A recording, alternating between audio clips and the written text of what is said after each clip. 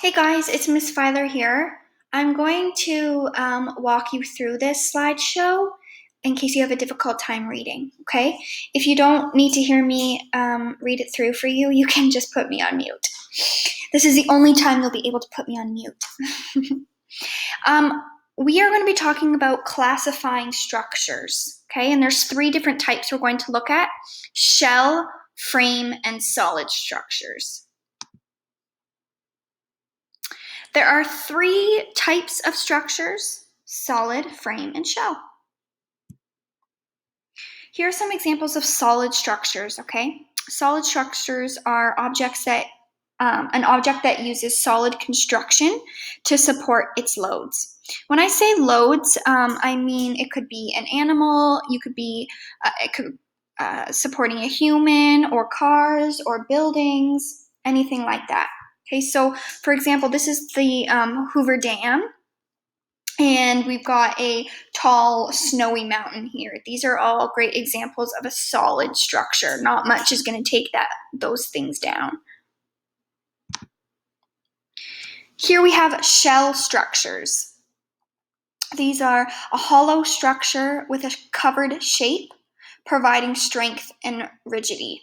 So shell structures are essentially in the name. It's literally round like a shell. Okay, so here we have a snail, and it has a shell structure. This is its home. This is what keeps it safe from environmental threats and any other threats, okay? And here we have an igloo. This is a shelter for someone else. This is the structure that keeps people safe from weather, from other threats, okay? And you can see that it's shaped like a shell.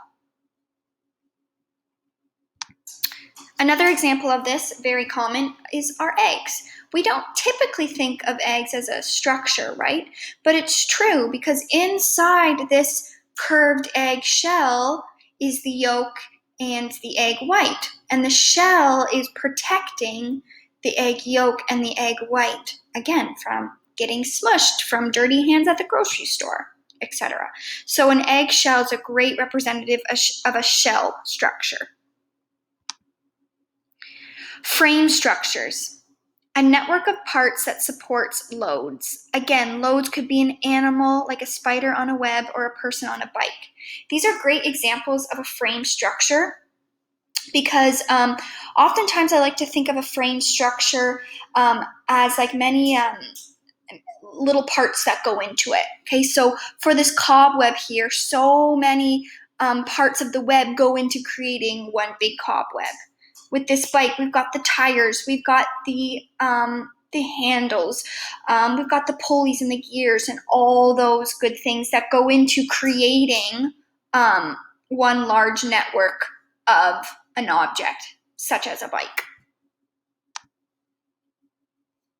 This is another great example of a frame structure using cards. Here we have a combination structure.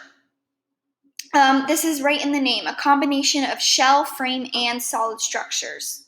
I love the idea of a human, okay? Because we are a combination structure. Because our skull, there's that round shell shape again. So our skull is a shell structure. Our bones, such as our femur, is a solid structure. They're very solid. A skeleton is a frame structure, a wonderful example of a frame structure, because that frame is like literally the framework of our bodies. And if one part of that skeleton is not working or it's broken, then we are going to feel that as a human, and we are not going to be operating properly, correct? But from the outside, we don't see our skeleton. So again, just like a home, okay, we have a framework to our home, but it's not what we see when our house is completely built. This is like within the walls. This is, the stuff that's under our skin and under our bones. And this is the activity that you are going to do.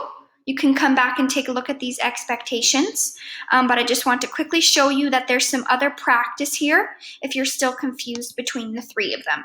Okay, so you can go through these on your own and kind of give yourself a quiz yourself. But I want you to